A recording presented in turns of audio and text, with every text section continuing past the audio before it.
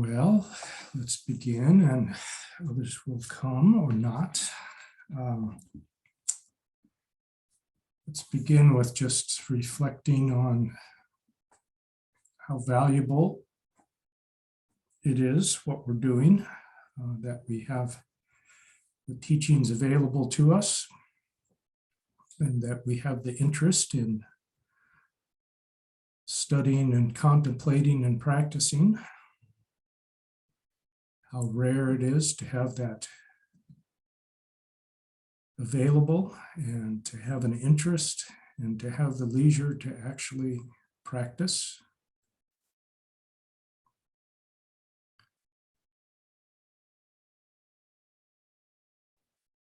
Appreciating whatever benefit the practice has brought us so far.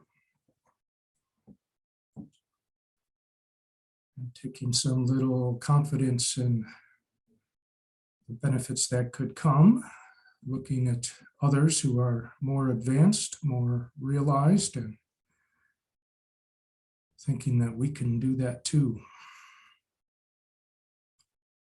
And that if we do, the benefit will be not only for ourselves, but for everyone we meet with, and also people we don't meet with, but somehow that 6 degrees of separation takes hold, and that the people we encounter other people, and the benefit ripples out.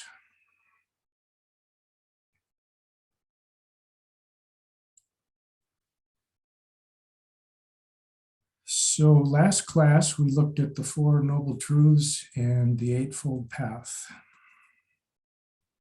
Probably they were the first teachings that Shakyamuni Buddha gave after his awakening.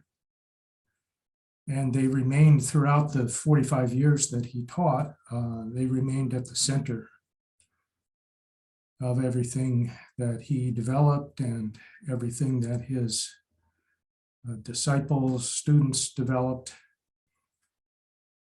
The 4 Noble Truths and the Eightfold Path remained at the center. And in a way, you could say that everything that developed afterward, everything that evolved in different traditions, in different places, different cultures, different eras, everything that followed came out of the 4 Noble Truths and the Eightfold Path. The implications, the problems, the challenges with how the 4 Truths and the Eightfold Path were expressed and practiced led to all the other evolutions and elaborations. And since it's been going on for 2,500 years, sometimes we don't quite see how practices that are done now could have come out of such simple and direct statements as the 4 Noble Truths and the Eightfold Path.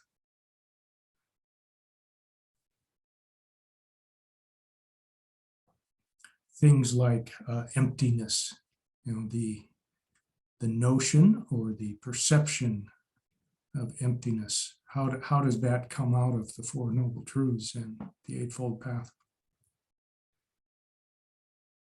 So hopefully this evening, some connections will become more apparent. We're going to look at the 3 marks or the 3 characteristics of everything, the 3 things that everything that exists or arises have in common. And then we're going to look at the 5 heaps or the 5 skandhas, which are 5, they're called heaps because they are collections. Experience is a collection, a heap of these 5 skandhas. And then we're going to look at the 12 links of dependent arising. How does experience actually unfold and end up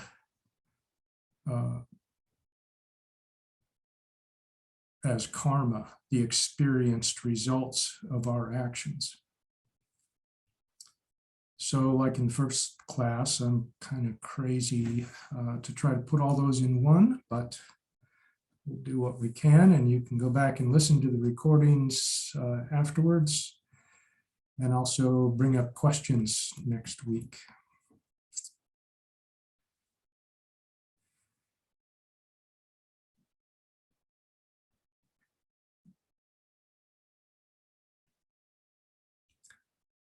So one of the little glitches in talking about emptiness is that it's a noun.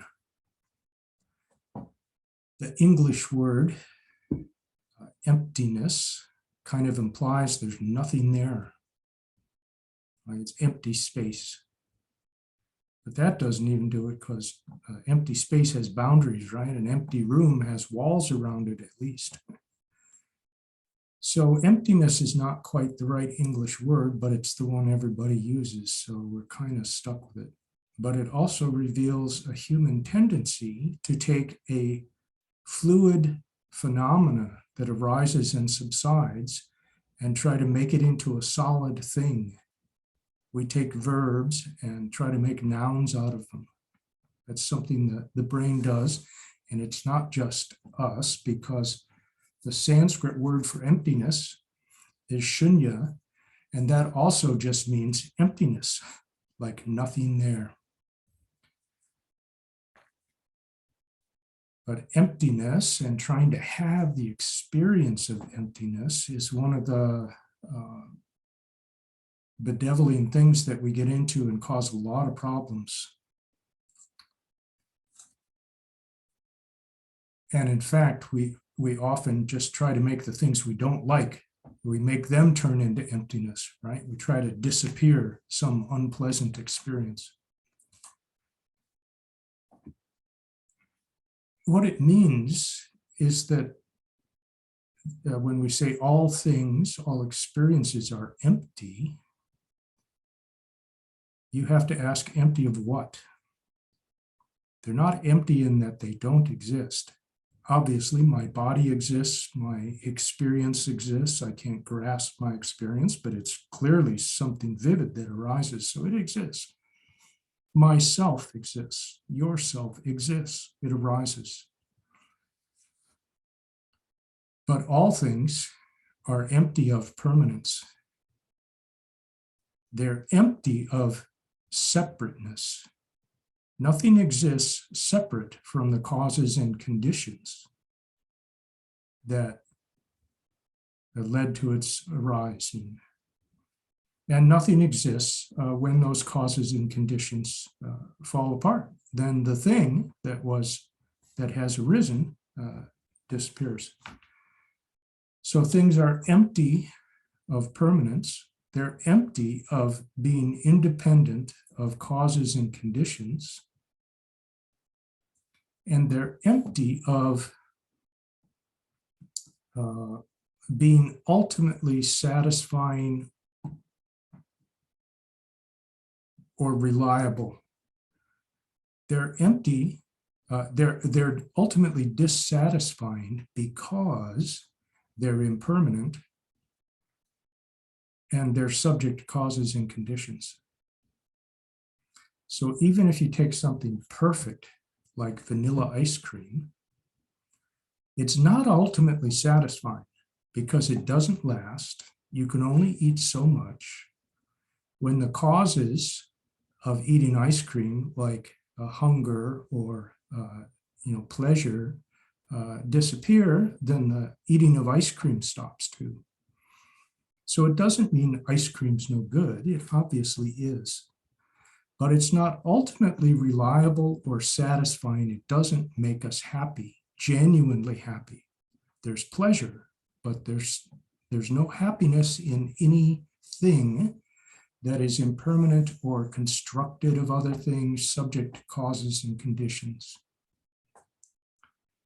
So again, there's no such a thing as emptiness. It's that all things are empty of permanence independence or separateness, and ultimate satisfaction. Not such a big deal, right? If you think about it. These things are obvious. The three marks, the three characteristics that I'm claiming everything, every experience, every object, every phenomena, clearly has those three characteristics. So how come we keep forgetting? How come when I enjoy the first bowl of ice cream, I want to have another one? Why do we not remember and align ourselves with the truth that everything we experience has these three marks?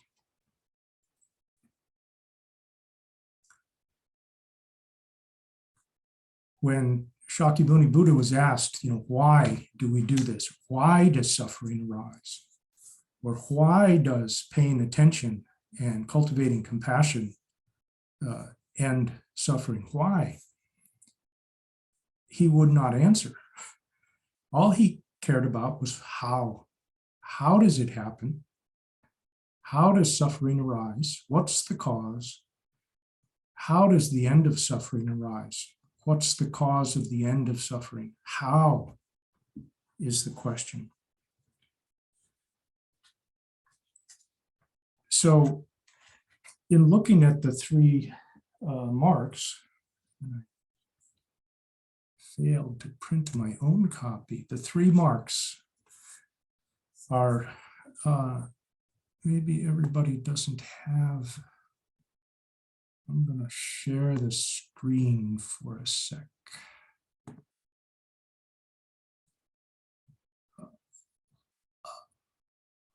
Oh, doesn't quite fit, but close enough. So these three marks, I've been nerdy again and put them in Sanskrit and Pali. Anicca is impermanence. Anatta or anatman is non-self or non-independence. That's the not separate. And then dukkha, our old friend dukkha.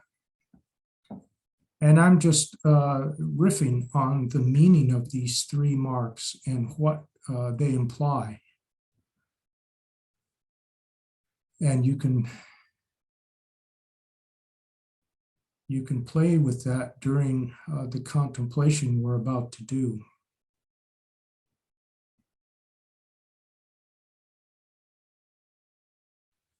And the contemplation is, can you find something in your actual experience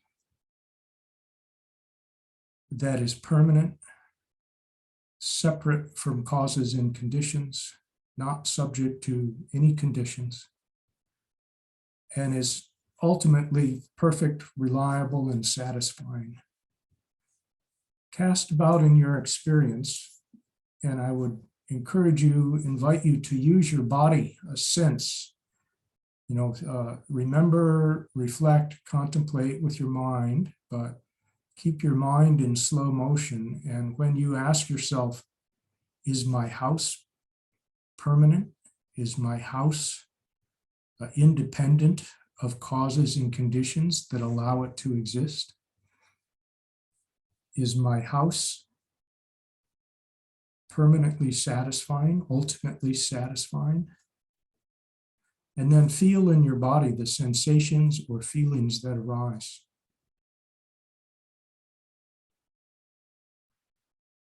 Cast around for something that's really important to you, that you tend to take refuge in amidst a world of change and challenge, something that you really rely on. And then sense and feel and think about it. Does it have these three characteristics?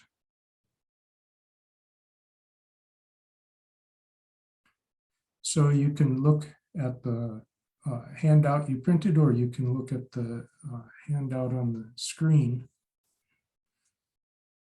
And let's just spend 5 or 10 minutes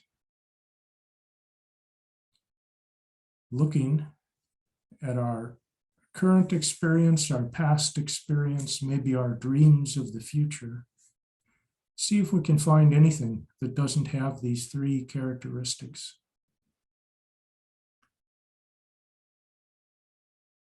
And then we'll come back and have some discussion, see what you found.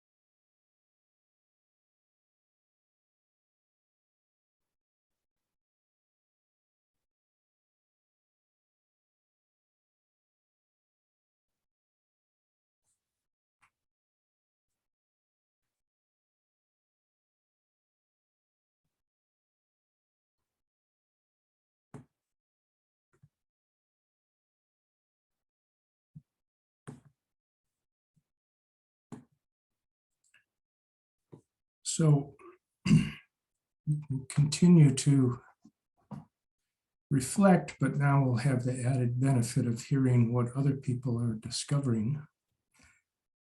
The Shakyamuni Buddha said that he would always say, ehi passiko, which means come and see for yourself. He said that we suffer because we believe that something doesn't have the three characteristics. That's what he claimed. But then he said, come and see for yourself. So what comes to mind when you begin to run everything by this test of the three marks? And just don't raise your hand, just turn off your mute and go ahead and speak, because we're a small enough group.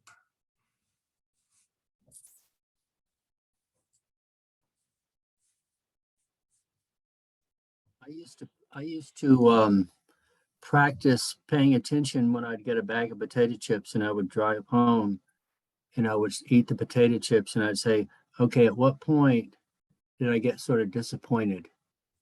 And it became sort of a game. It was sort of fun to see how, and then I would go into the grocery store and just go down the aisle and taste without, just imagine, okay, now you're going to just remember what it felt like to taste them, how perfect they were and crunchy and perfectly salty and oily. And then I would remember where I would be in the drive home. Then it would sort of be like a fun game to see how that happened with everything, like the ice cream. I would get the ice cream and it was sort of relief in a way to see that things didn't satisfy. It was just sort of a weird type of experience because you wouldn't be disappointed once you saw how it really worked. Yeah, a little bit of freedom from the confusion and reactive behaviors that cause suffering.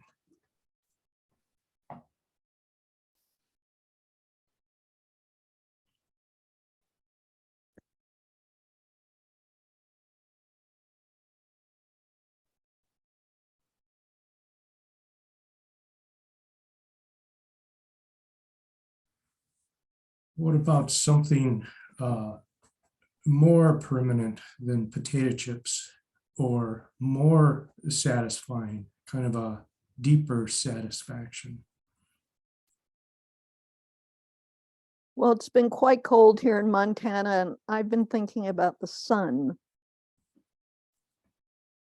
and the natural world, in the sense that it's part of me and I'm part of it. And even though the sun does go down, and even though I can't see it on some days, it comes close to being permanent. You know, so the natural world has elements to it. I know I find comfort in that, especially the notion that there are cycles and seasons, and even though they're not permanent, there is a sense of being able to anticipate them. You know where I'm kind of going? I think so, because if I'm not mistaken, the people who ought to know, I think they say the sun's not going to blow up for 4 billion years. So technically that's not permanent, but it's good enough for me. Right? Yeah.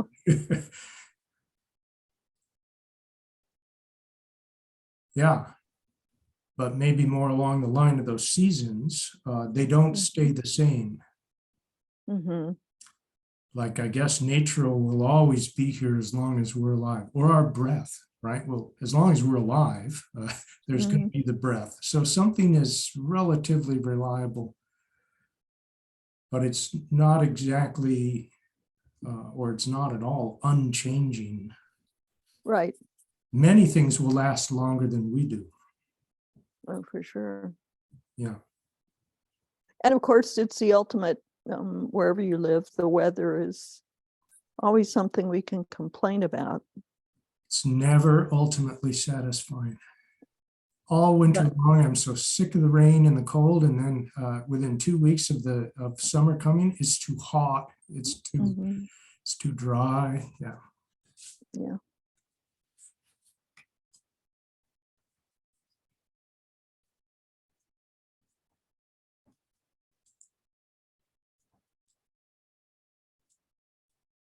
But when I think about Annika, I think about my garden, which is always becoming, it's always changing.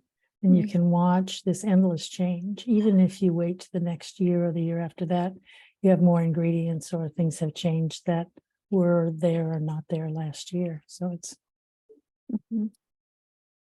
that's a pleasure.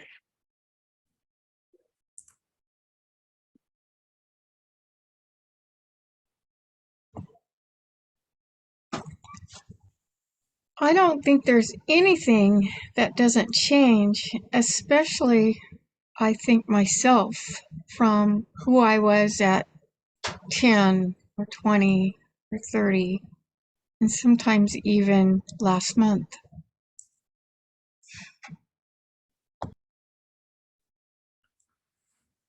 Or even when you logged on to this class, you probably a different sense of self arose than the one where you met a friend. And that's, we're anticipating the skandhas, because one of the main investigations there is we have these heaps of experience. Which one is myself? So the self, the sense of self, there, the Buddha would say there is no self that doesn't have the three characteristics. A self arises, and we might say many senses of self arise, but they all have these three marks or characteristics.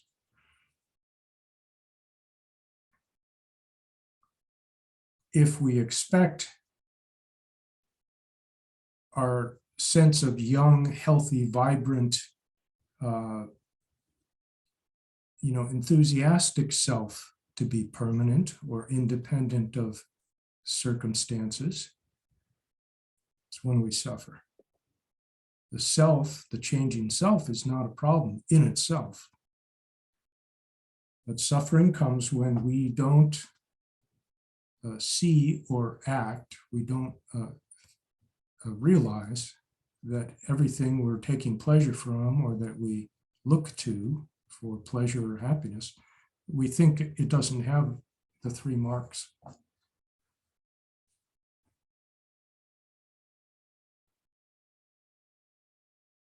Life is not a bummer, like everything is suffering. Sometimes you see the first noble truth that life is suffering. Well, there's more to it than that. It's that life, when viewed or lived through a confused lens of permanence, ultimate satisfaction, and independence, that life is unsatisfactory. Our illusion or our delusions are unsatisfactory. So you can speak up anytime. I'm just going to add another little wrinkle here for the contemplations that you can continue after the class, as homework. Some of the things you could do it like we just did, like just look around kind of at random and try to find something that doesn't have these three characteristics. But you could also ask questions like, in what areas of my life have I resisted change?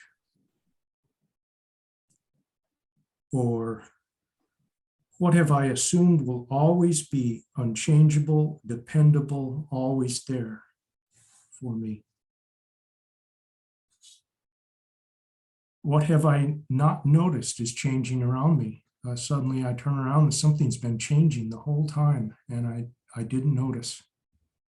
And suddenly it's gone, or it's not what it used to be.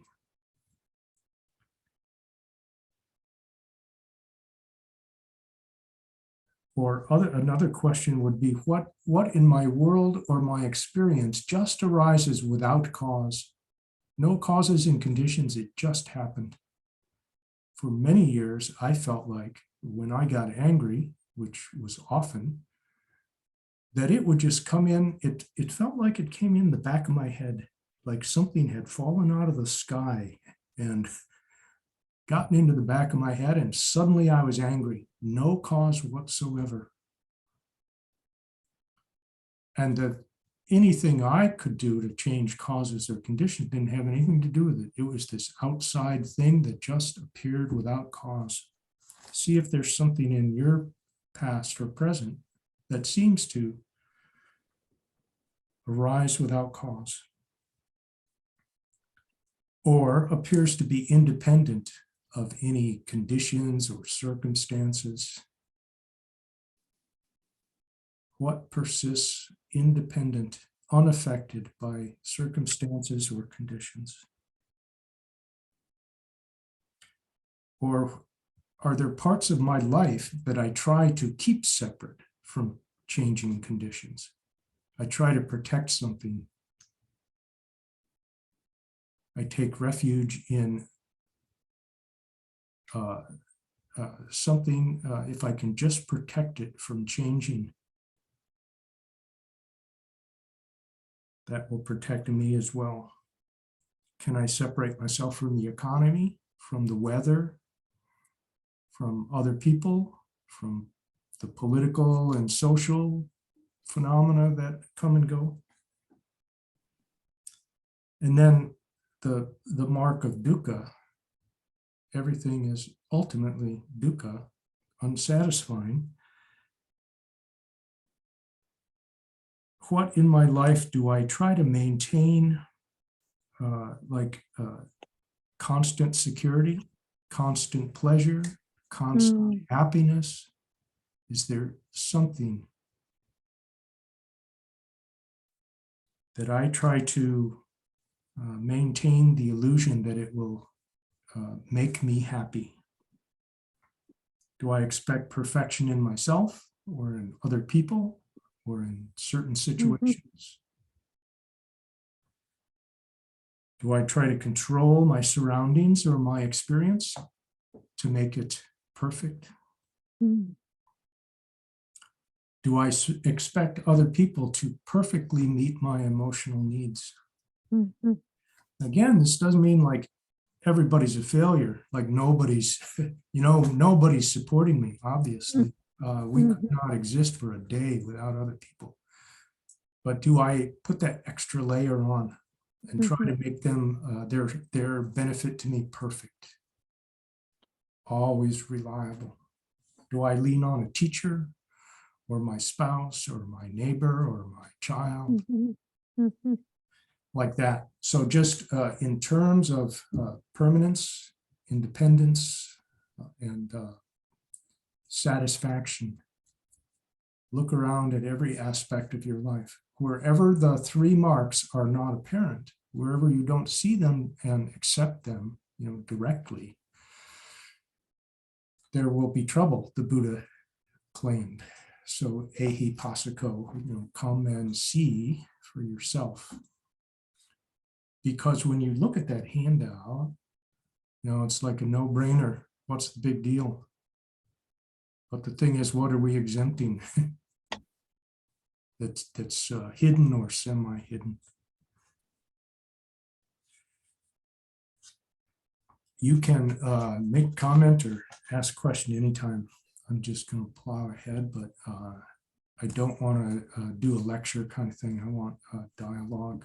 And rather than try to have a period of dialogue like we had the first class, let's just bring it in whenever something is fresh or it strikes a chord.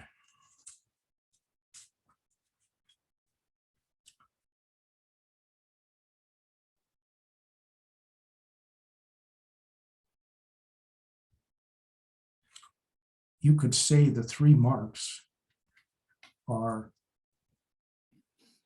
the Buddha said he only taught dukkha and the end of dukkha. And then he said, there's three kinds of dukkha. The dukkha of pain, like you break your leg, right? A kind of pain that we can't prevent or still hurts, no matter how cultivated we are as a meditator. If we break our leg, it hurts. Or if we lose someone that we hold dear, it hurts. But there's that kind of pain. And then there's the pain of anything that's constructed, which means about everything, right? Constructed of causes, conditions, circumstances, parts. There's that kind of change because those things fall apart. And then there's the dukkha of change itself, that even something beautiful and inspiring like a sunset is changing even as we experience the beauty. It's hard not to think of aging. I mean, we can think of aging, but when you think about how there are what caused me suffering, let's say 10 years ago, and at some point, it didn't cause me suffering anymore. And you get this feeling of it's not transactional. You just do the practice and things self-liberate, if you will. But then something else comes along, which is definitely the case with aging. And it's you have to get used, well, not get used to, but you have to investigate a new way of a new ache or pain, if you will. Yeah, they're all impermanent, but they hurt. Especially if we expected them not to, or we expected ourselves to be able to turn them off and on. So dukkha includes pain, like the pain of illness or the pain of injury. But dukkha is primarily the part of dukkha that we can do something about, is this clinging Mm-hmm. and grasping and rejecting that's based on confusion.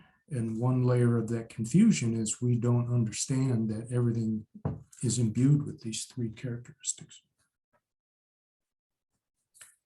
So let's look at the 5 heaps. Skandhas just means heaps, like a pile.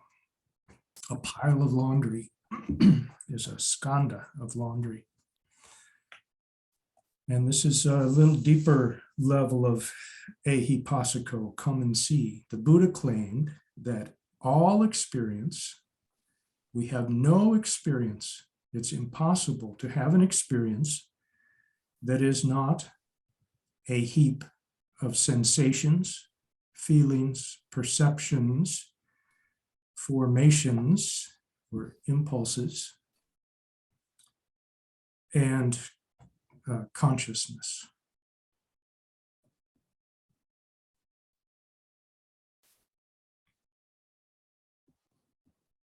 Everything we experience, all the nuances, all the subtle things, the gross things, the pleasant things, the unpleasant things, they are all some combination. Every experience is a heap. Sensations, feelings, perceptions, formations, which we'll talk about because that's a funny word, and consciousness, the awareness of those other things. But a special kind of consciousness. In Buddhist terms, consciousness is not awareness. So again, the English is kind of failing us. Consciousness is the kind of awareness that is split into subject and object. So there's me and you. I am conscious of me being here and you guys out there. But, reflect. When that anger comes from outer space and invades me, I consider that anger. and other, right? There's me, and then there's this anger. So consciousness is the awareness that's split into self and other, subject and object, awareness and experience. It's a false split. It's an illusion, says the Buddha. There is experience. It arises. Anybody that says, experience doesn't exist, well, at best, it's silly. But it's also kind of gaslighting, right? Experience obviously exists. And it arises first as sensations. We see, we hear, we feel by touch. We taste something, we smell something. Immediately, like co-arising, as soon as the sensation, we turn and look and see something, as soon as that sensation arises, we have what's called a feeling, but it's really a feeling sensation. It's before emotions. Everything we perceive with the senses is either pleasant, unpleasant, or neither. This is what the Buddha says. And that's involuntary. It's based on our past conditioning, our history. Your red-haired uncle beat you up when you were a kid, and now whenever you see somebody with red hair, you have a, kind of a icky feeling. That is the Vedana, the feeling sensation that involuntarily arises based on your conditioning or cultural conditioning, social conditioning, family conditioning, or realistically some combination of those. So we have a sensation, something arises that we perceive, we like, dislike, or don't care. And then what the Buddha calls perception, samnya. It's been translated as perception, but specifically it's dog or red or ice cream. It's the name we put on it that puts it in a category.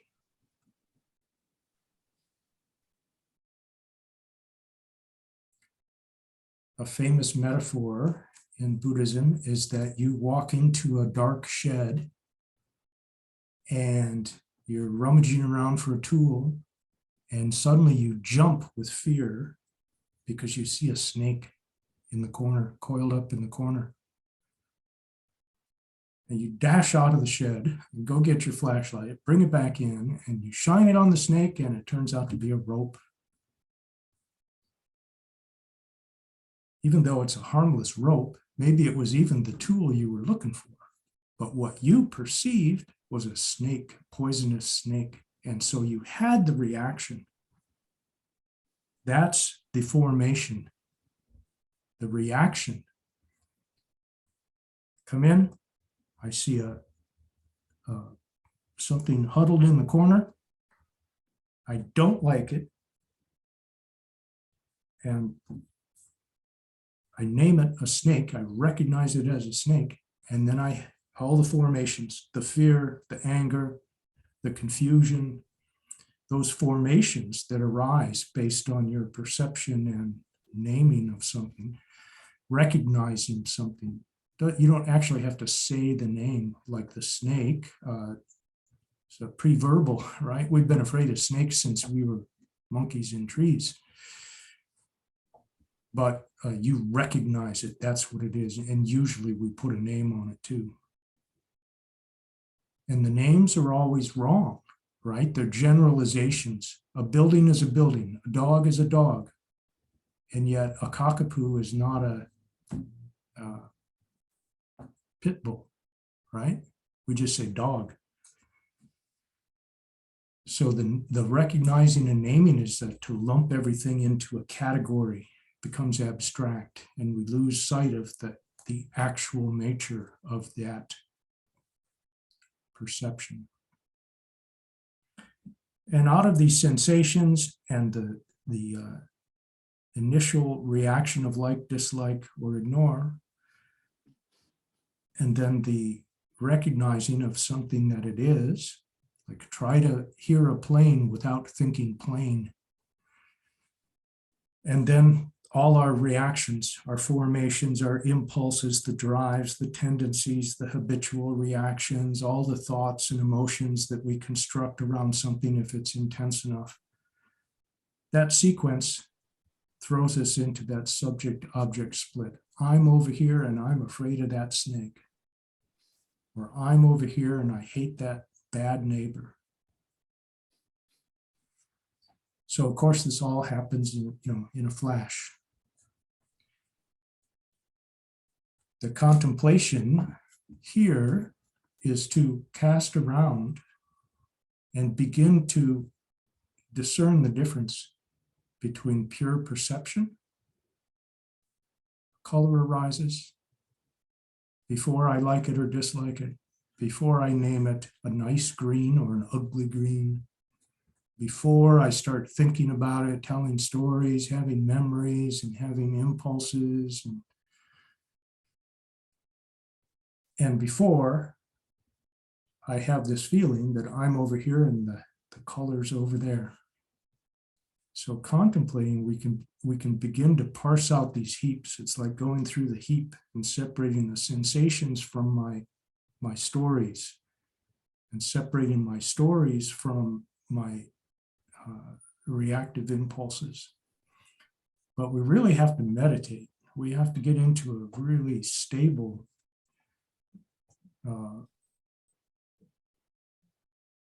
awareness in order to really see the sequence happening.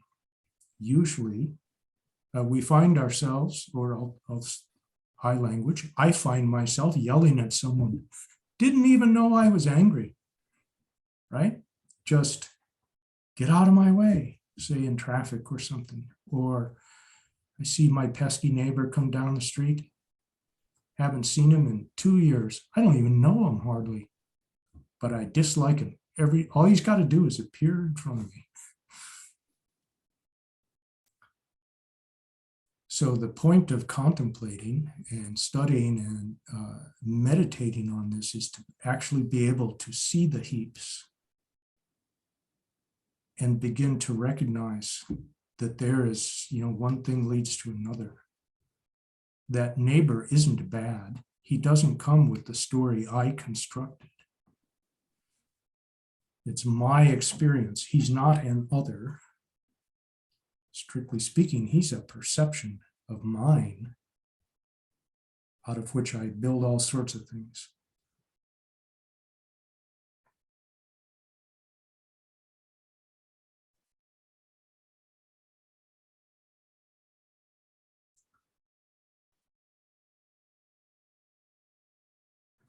There is another way to contemplate, and let's do this for about 5 minutes on our own. Which of those heaps, sensations, feelings, perceptions, impulses, consciousness, which of those are yourself? Is yourself one of those? Is yourself all of those put together? Is yourself something other than those 5 heaps? Is it the same as those 5 heaps? What's the relationship between those 5 heaps of experience and yourself? Let's just sit with that, check into your body and look around for yourself in terms of experience. What's the relationship?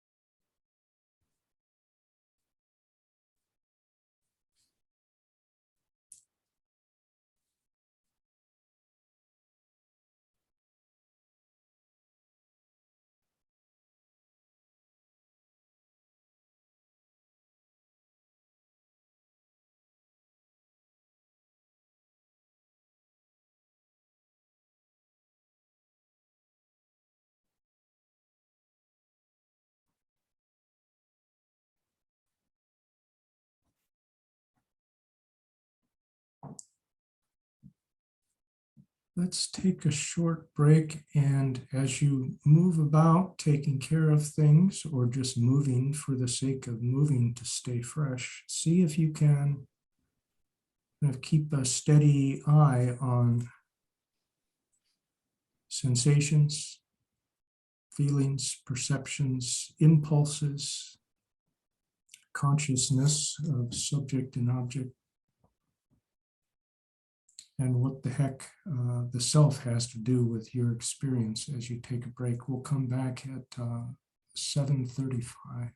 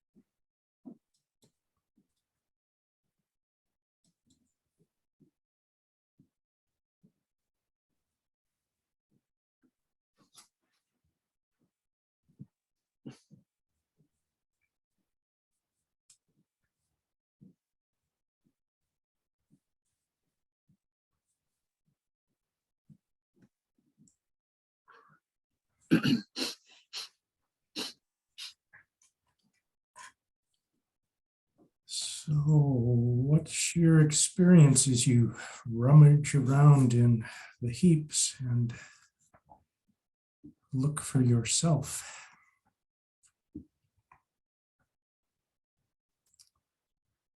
I couldn't find myself in any of those. I don't know. I mean, maybe a tiny bit in the consciousness piece, but I didn't really. So, is the self something separate?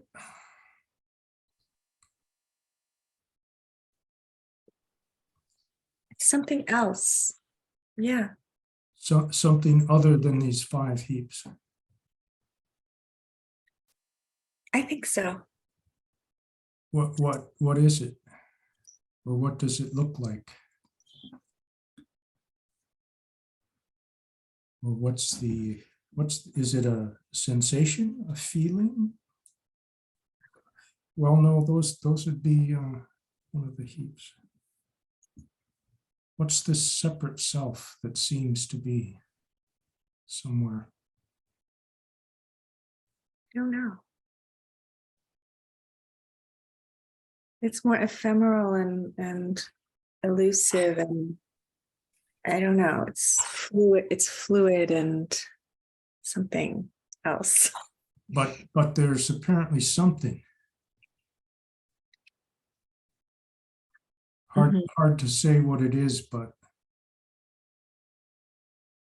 there's something.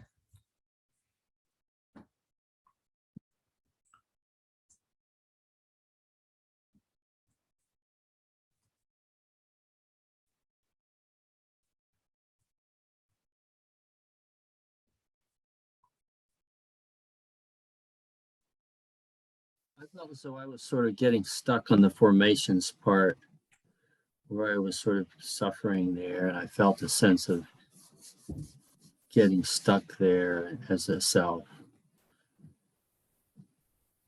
If I sort of cycle around everything, I sort of get to the point where I'm sort of feeling this formations and consciousness part. That's kind of the center of the self. Right. That's what I felt like, yeah. Mm-hmm. Well, what you felt or saw is the only thing that counts here. So there's no wrong answer. There's only the experience, and it may be vague, may be fleeting. But whatever you perceive or feel like you perceive, that's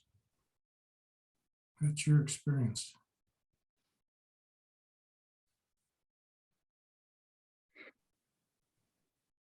George, Richard, and am I, I think Julie raised her hand and then Oh, Richard. go ahead. No, you go ahead. Oh, this is blowing my mind, I must say.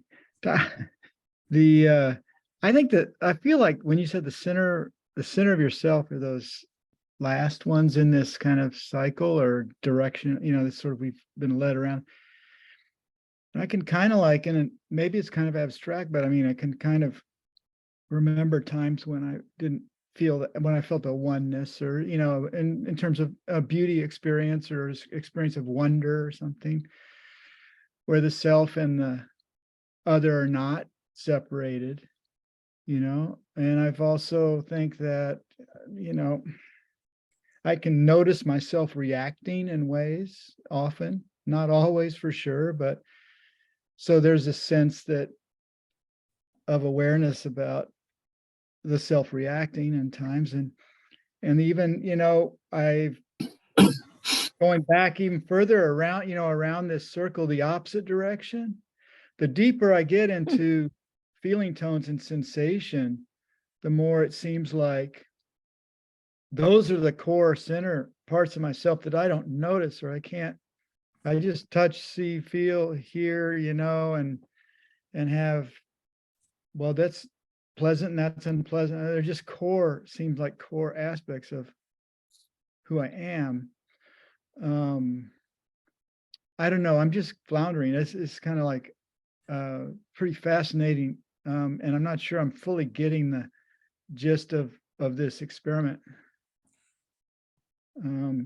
I think if you cast around in your actual experience, of course, sometimes it's a memory or it's, you're kind of trying to reconstruct something because you don't have all experience in this moment. You can't just elicit it, but the casting around and the kind of the flailing, like what the heck, that is exactly contemplation.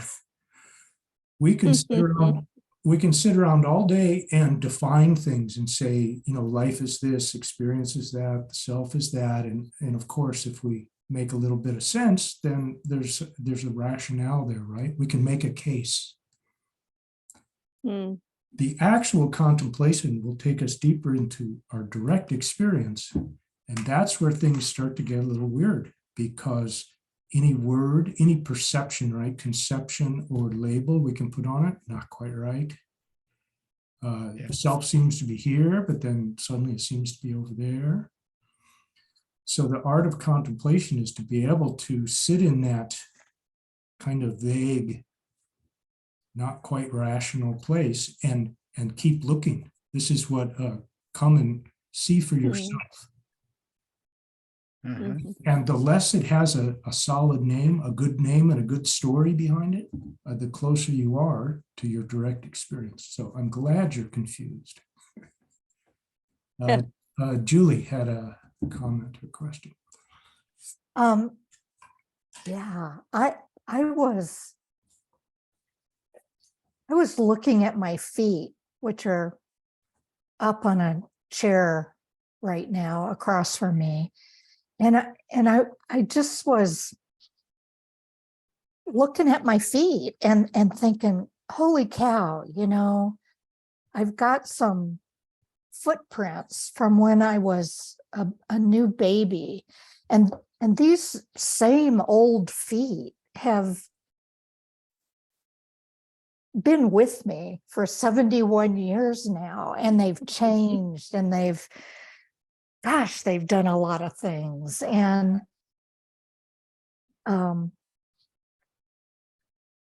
back to Marion's point about getting old and how what I kind of notice is it happens incrementally. And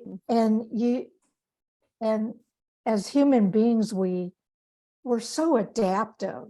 We just, from one day to the next, we just adapt to what new ache or pain we have, or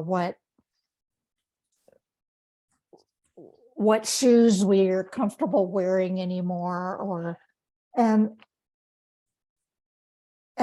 yet we're changing every single day. And I mean, you can look back from a month ago to now, or years ago to now, and there's this common thread that runs through it, which is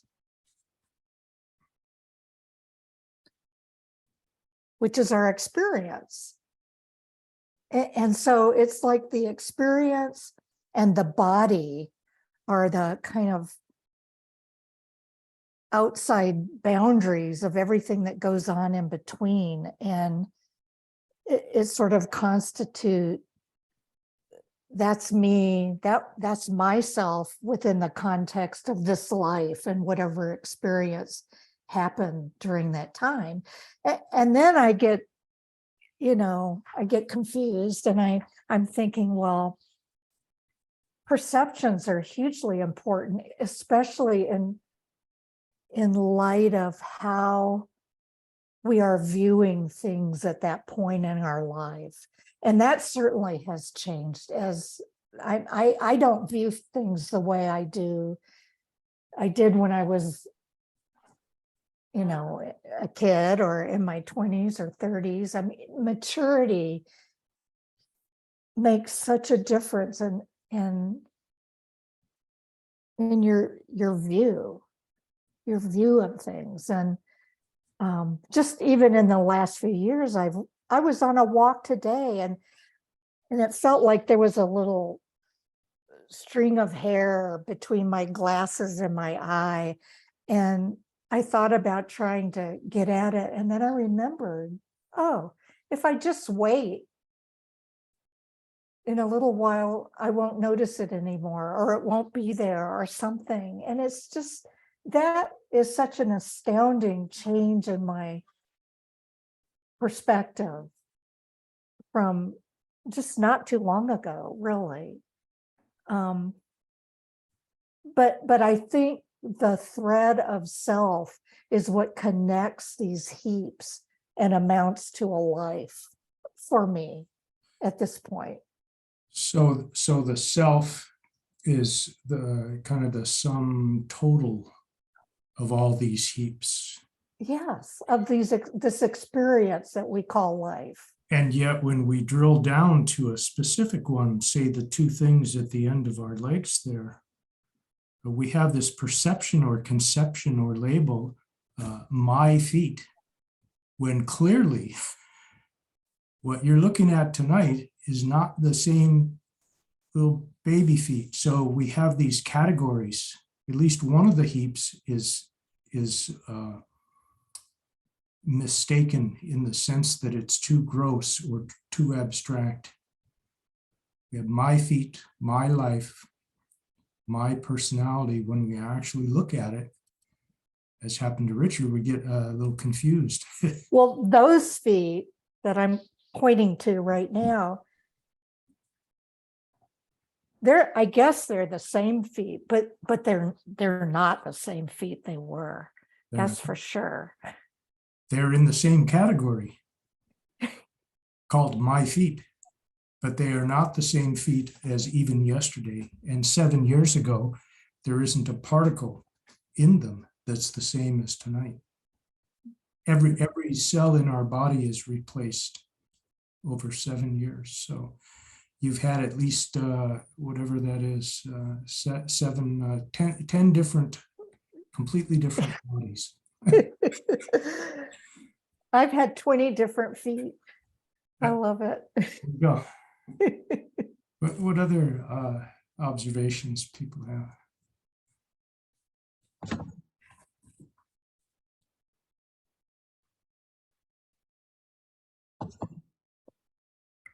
Julie's got her hand raised. I ran and there you go. So is anyone else go? Okay.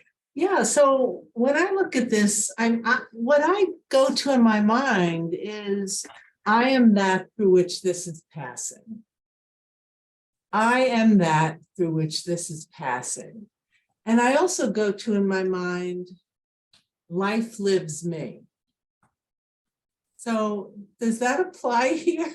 because that's what came up in my mind. Well, then it applies. So we keep looking. Life, or what did you say? Your self is Well, everything passes through yourself. So can you describe what the self actually is? These 5 heaps are what pass through. So what does that make the self that you're? well, really, I don't even know if I exist separately. Okay, if I really go into this, maybe my life consists of one stir around a coffee cup. I don't know. I mean, this is what it appears to be now, right? And all we have, in a sense, all we have is appearance. And Yeah. it can be assumed, it can be subtle, it can be considered, but that's all we have is our experience, however we slice and dice it. Well, so before this, what I was really focused on was when you were saying, what lasts, what is impermanent, what is permanent. I really couldn't come up with anything except I've just been a long-term meditator, and I could only think of, well, when I get into the meditation, I mean, I guess that's dependent on the condition of me and everything else. So you're going back to the physical now. Yeah. But I really don't know. At the end of it all, I wonder what is really happening.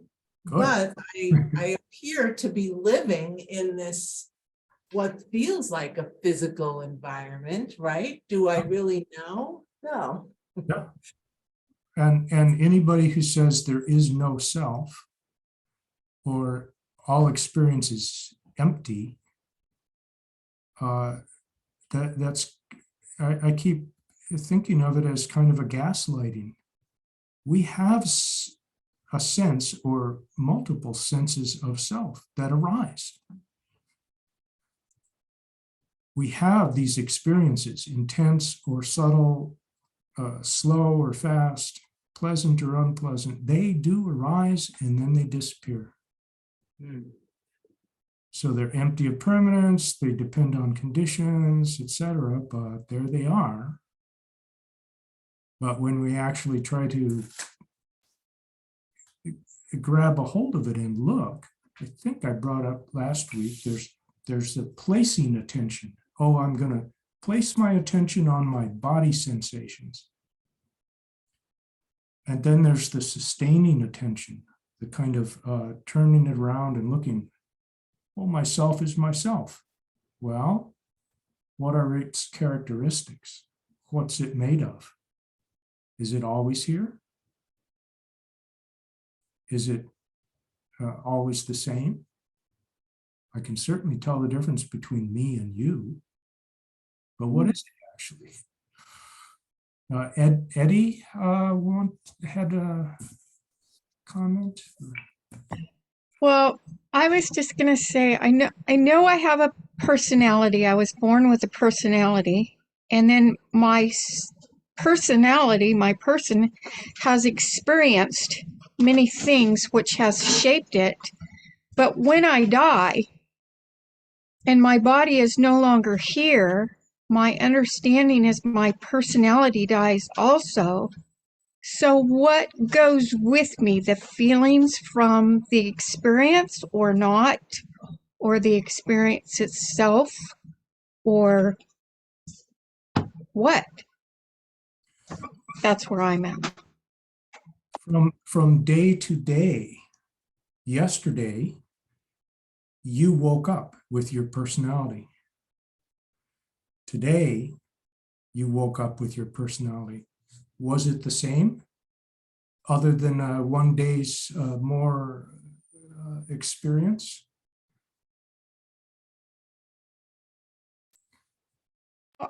I'm guessing that I probably have a lot of the same values that I was born with. There's some continuity, yeah. Right. And But if your personality changes radically overnight, people will be concerned, right? right. It could be a Yeah, chemical problem. yeah, there is a continuity of sorts. But Not But where does it go? I mean, does it go with me? Where does it go? What am I left with at the end of the lifetime? I don't know. Shakyamuni Buddha didn't know, or he wasn't sane.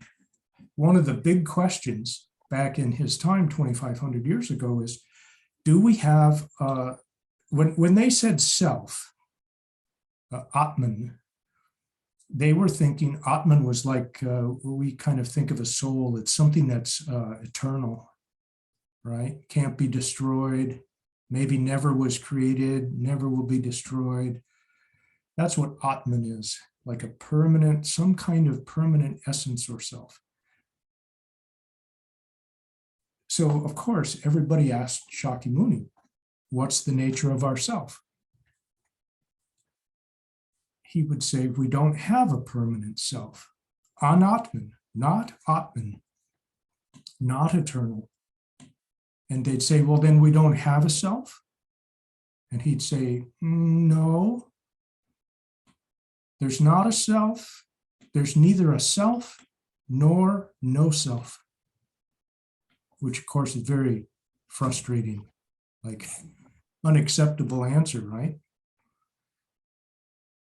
But again, he would say, the only thing I teach is suffering and the end of suffering. Thinking about self as permanent or not permanent, will it persist after death or not, will not bring the end of suffering. So we won't even talk about it. In the process of this contemplation, of course, you think about it and talk about it, because it seems like there's something that persists, at least our lifetime. And of course, we wonder then, well, is that what, does it go to heaven? Does it go to hell? Is it reborn? What happens to it afterwards? Of course. But we just keep using that as fuel for the contemplation, to look at our experience from different angles, at different times, in different moods. We look with our physical senses, we look with our mind, we look with our heart. That's the sustaining attention, rather than just say, I like myself, or I don't like myself, or myself is better than yourself, or myself is worse than yourself. Every time we say self, we look for it. What is that actually that I'm calling?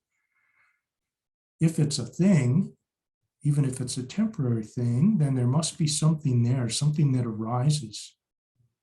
Otherwise, if we put a name on something that doesn't exist, that's not satisfactory either.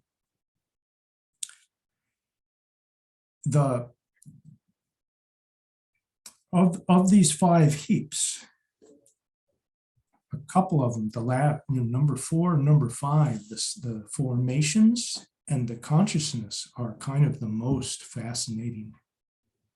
How can it not be that there's a subject here and an object out there? It sure looks like that. And what are these formations and impulses that arise when I see a snake, or a beautiful sunset? What are these things that are somehow stored and affected by my past, and they arise, an impulse arises without my bidding it. It comes and it goes, makes me do things. So the self that we're looking for is kind of like a ghost, right? I mean, it's there, we get a glimpse of it. And there are the impulses, but they're making us do things.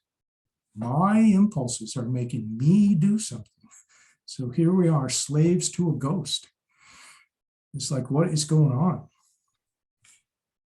If we translate samskara as formation, it makes it sound like my experience of anger, like it formed somewhere and hit me on the head, right? I had nothing to do with it.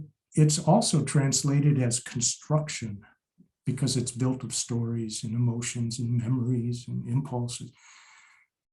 We could translate samskara as construction, but that makes it sound like we took a hammer and nail and some lumber and built it. Well, if it just happens to us, then we're passive, right? We really are puppets. And that doesn't seem to be the case, right? Because you've had an experience of really wanting something or really hating something, but not obeying the impulse. I mean, we learn that in grade school, impulse control. It's one of the things that makes us relatively happy or not throughout life is, can we contain our impulses? Not whether they arise or not, but whether we can contain them or whether we actually have to act them out.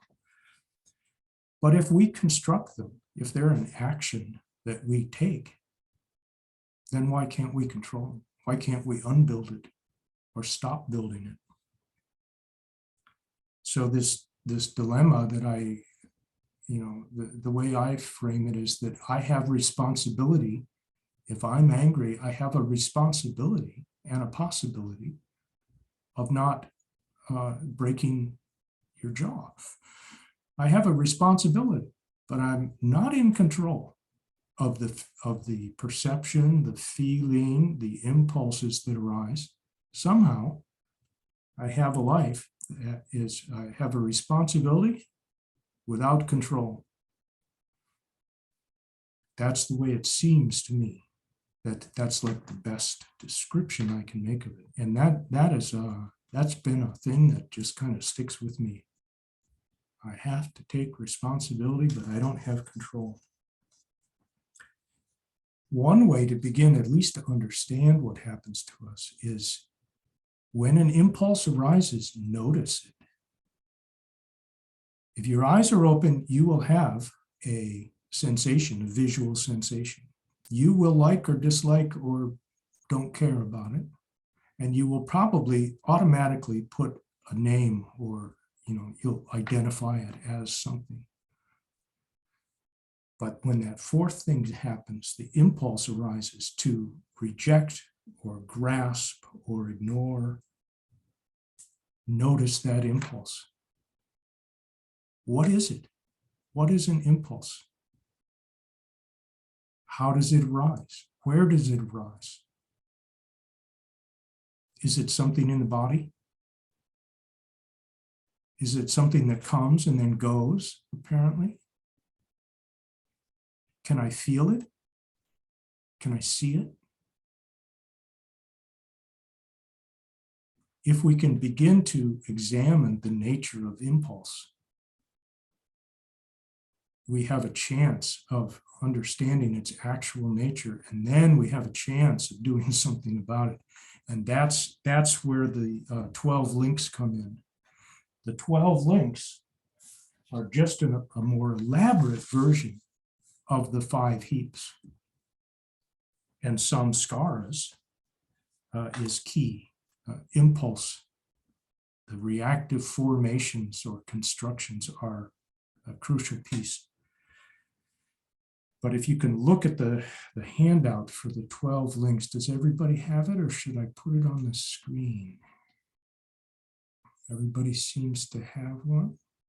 If you look at the circle, there's 12 links in there. This is a chain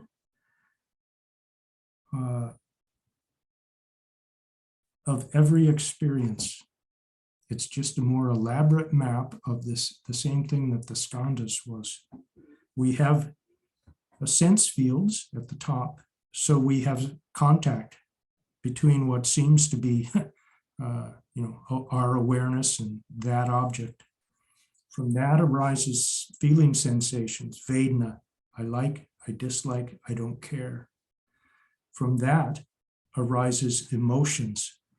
The actual word is tanha or trishna, which actually means thirst, that kind of saltwater thirst. The more you drink, the thirstier you are. That's the actual name, but it's really a stand-in for the three poisons, which is what arises. If we like something, we crave it. We want it. If we dislike it, we push it away. If we don't care, we're indifferent or we ignore it. And right in that next split second, where it moves into upadana, which again is shorthand for clinging, the grasping. I like it, so I reach out and I pull it to me.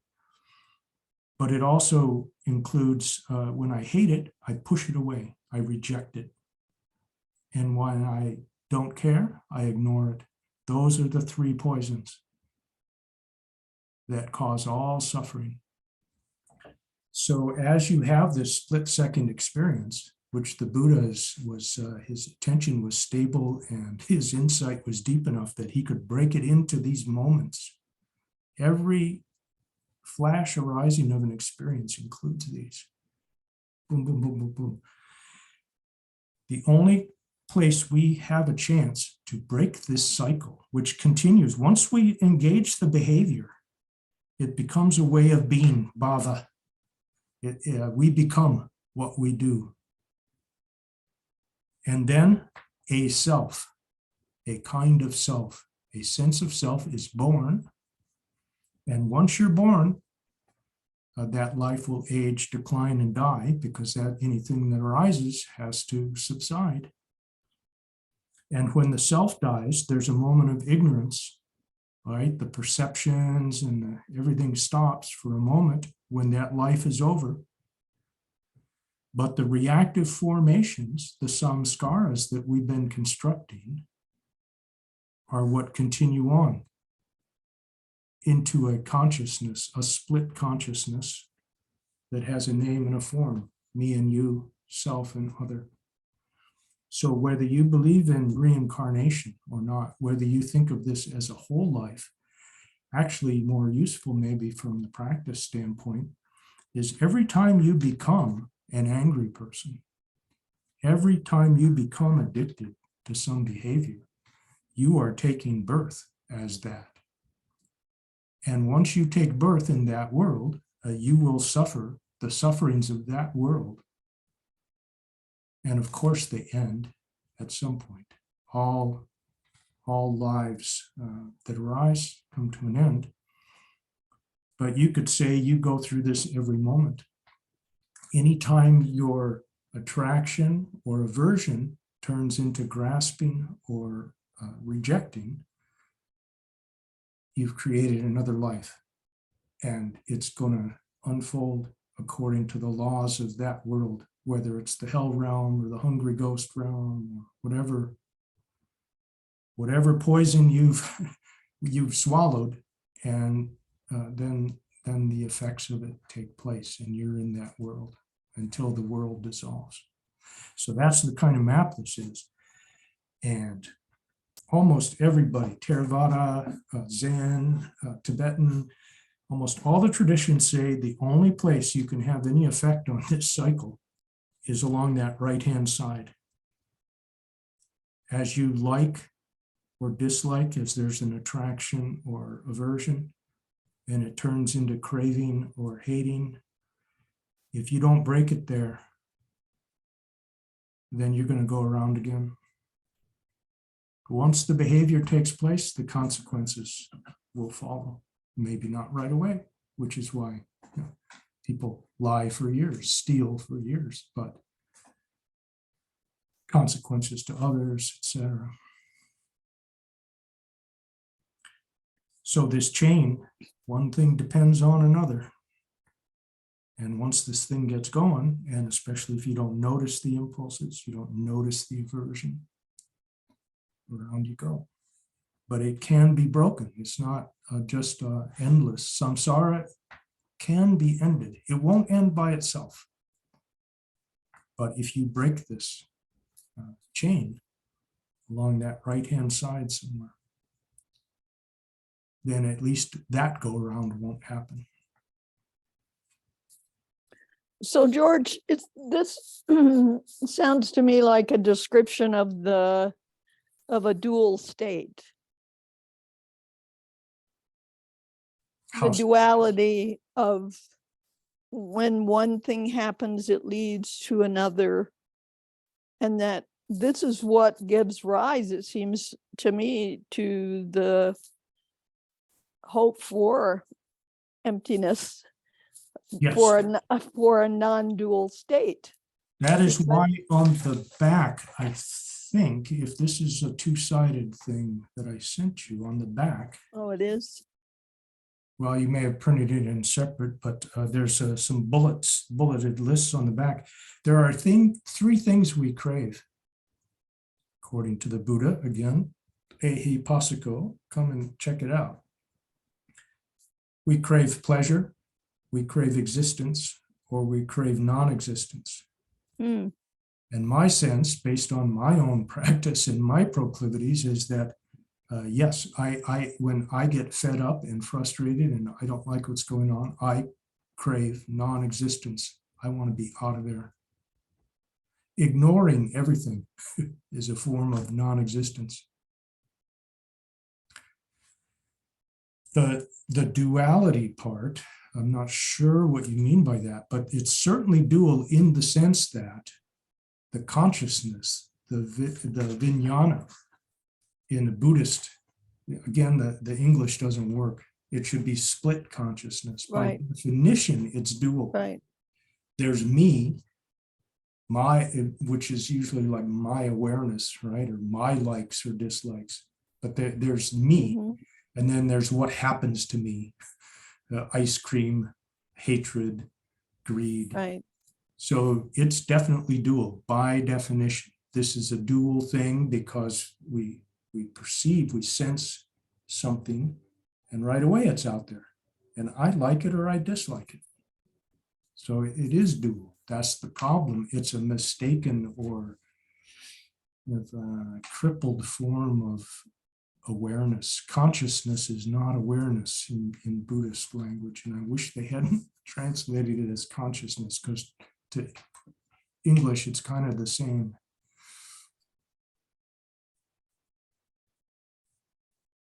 Vijnana is subject-object consciousness. Right.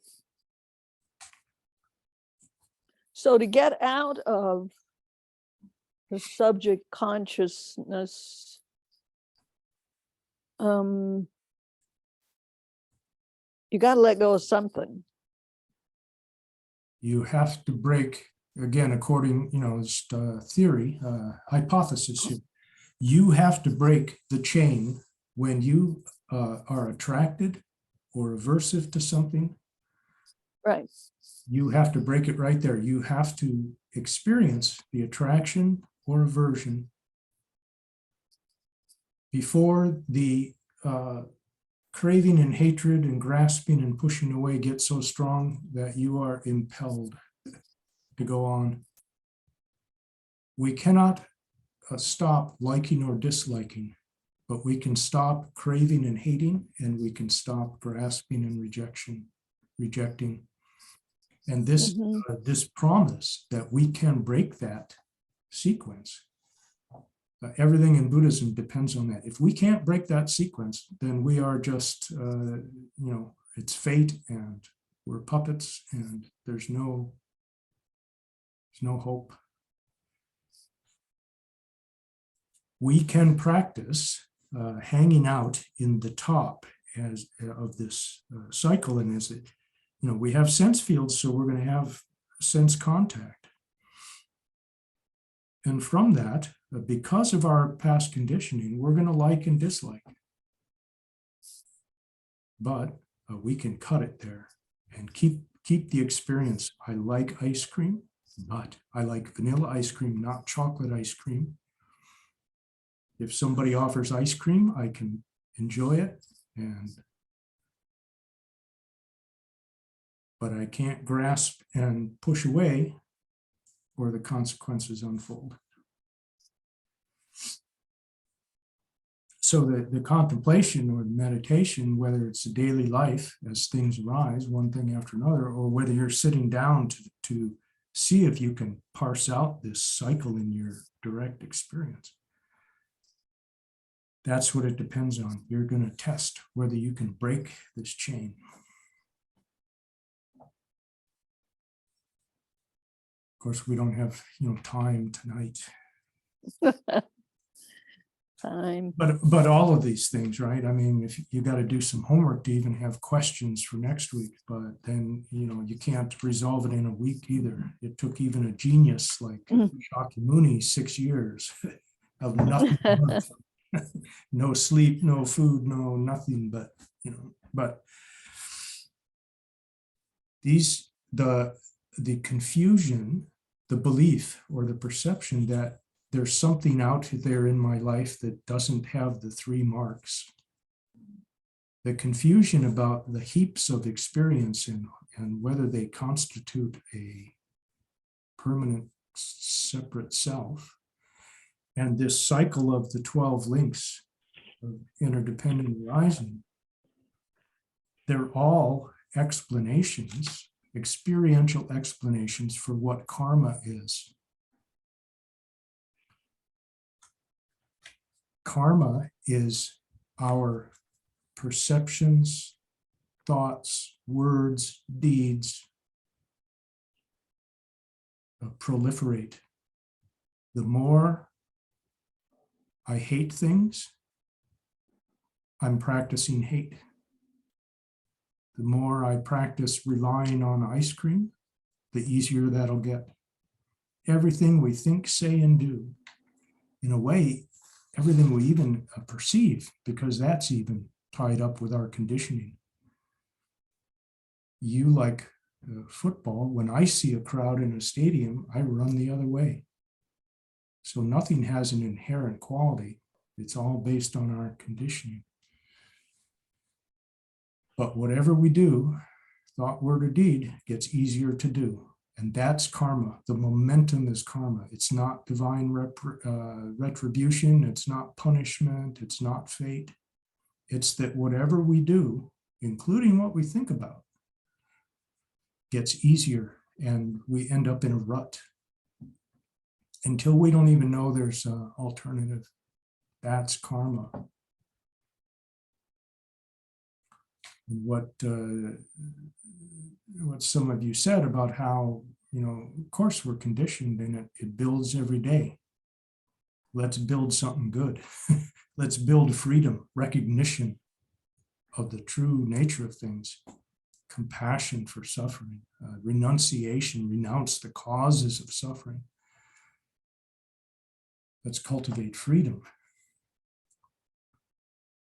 We can turn karma to our use, right? By sitting down, calming down, devoting ourselves to compassion and awareness for at least a few minutes every day. We can build the intention to contain our attraction and aversion so that it doesn't develop into something painful. So the habituation can be used for good. It's just that if we don't know what's going on and we can't delve into it and see the actual unfolding and see some space in between those links, then karma is our enemy. I have a quick question Yes. or clarification Yes. or comment or something. So yeah, where it says emotions move into behaviors, the like grasping and rejecting and ignoring, those can be, and probably most of the time are, like very subtle internal experiences, not necessarily things we go do, but sort of, yeah, they could be like a very subtle internal thing, not necessarily an act. Your freedom depends on it. Your freedom depends on it. But you've probably had emotions. I'm calling them emotions. I should change that, but maybe you guys can help me come up with a trishna or thirst. Craving is the actual word, but it also includes hating and indifference. We probably all have experiences where that's not so subtle. Chris plays with his bag of potato chips on the drive home, but probably he got drawn into that game because at least at some point he ate too many. The craving got the best of him. So now he sees the consequence of craving and grasping his chip. And so now he's playing. How far can I go with liking and craving before I become a potato chip monster again? I don't know if that responds to what you're actually saying, Andrew, but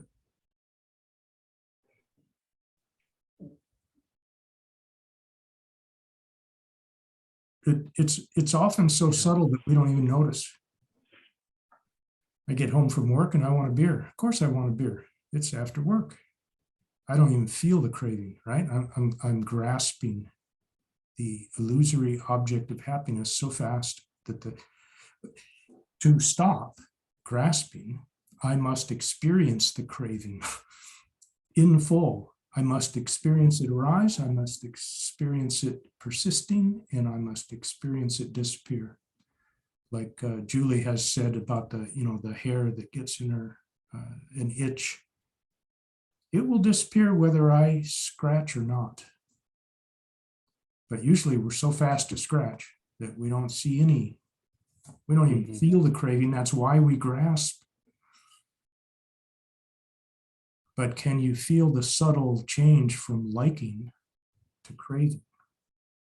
Can you break the chain before the craving starts to make your hand shake? And New Year's resolutions, we're full of them. But as soon as the craving or rejecting start, down the tubes again. Karma is to go ahead, go around the circle again. I'll deal with it next month, right? Karma is that building of that rut. The more times you go around a particular rut, the potato chip rut or the kill your enemy rut or whatever it is, subtle or gross, the more times you do it, the deeper the rut. The cost, as Kala Rinpoche used to say something like, doesn't matter what you experience, how pleasant or unpleasant it is, if you are willing and able to experience it fully without acting on it, then that is one piece of karma that's gone. It's the only way that piece of karma will be altered. If the craving or hating is so strong that you act on it, including just telling stories, oh, I hate that neighbor, that's an action. Anything you indulge that comes out of craving and hating, you're reinforcing the karma. If you can experience a moment of hatred without action, then you've undermined that habitual rut. May take 10,000 times, but you can get out of that rut. But it will cost you the full experience without acting it out. Which is why meditation is so painful sometimes. We are sitting without itching. We are sitting, every time we start to tell a story, we interrupt the story. Every time we have an impulse to jump up and get some ice cream, we don't do it. You are breaking karma, bits and chains of karma. And since Buddhism is an addiction model in some ways, suffering arises, its cause is craving. It's crucial as a former semi-current, as a recurring addict myself, I think of it as knowing the difference between the pain of withdrawal or the suffering of the addiction. I'm going to have one or the other. The pain of withdrawal from a habitual reaction is pain, but it has a good result. It's a good pain. The suffering of craving never ends if we keep trying to satisfy it. That's a bad suffering.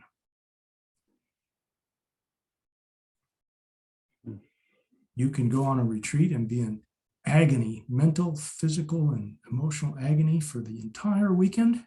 And when you walk away, you feel free. And you are for a little while. You have put up with your pain that you've gotten yourself into, but you've gotten a taste of freedom. The salt water, the ocean has one taste, salt. This teaching and practice has one taste, freedom. That's what Shakyamuni said. So I like, as we're closing for this evening, I like that we've gotten here because this is the direct perception of how suffering arises and how it ends. And clearly from people's just 5 minutes of contemplation, people are going, myself, what is that?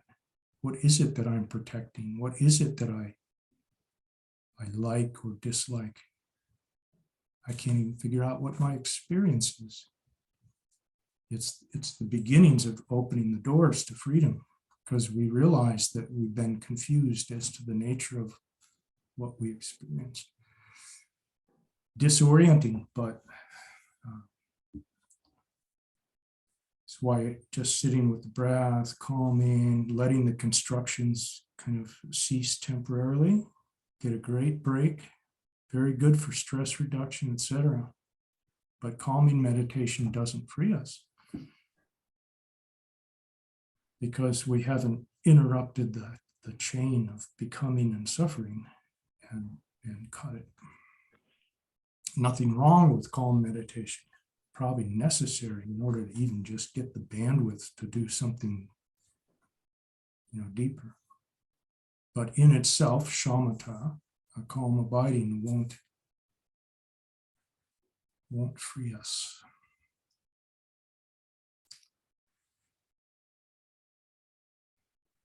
It's too bad the class isn't 4 hours long. We could keep going, but I know some of you are even on the East Coast. Thank you for dealing with the time zone. Let's just take a moment at least to recognize, appreciate whatever insight, whatever glimpse we had, even if it was disorienting. Appreciate the effort and the time we put in, and appreciate whatever little benefit you experienced, or any enthusiasm or confidence that you might experience more. Appreciate that.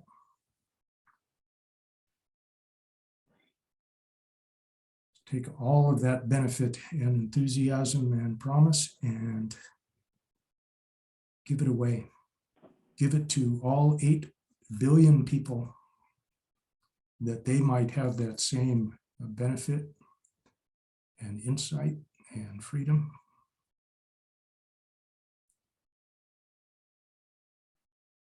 $8 billion interdependent people. May all beings be happy, safe, healthy. May they be at ease in their body. May they be at home in the world. May they all realize their true nature and be free. Thank you, everyone. If you have questions, you can email me during the week, or set up an appointment by emailing me, give me a time.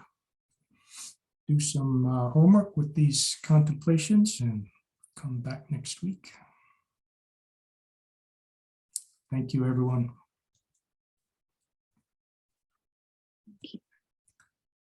Take care.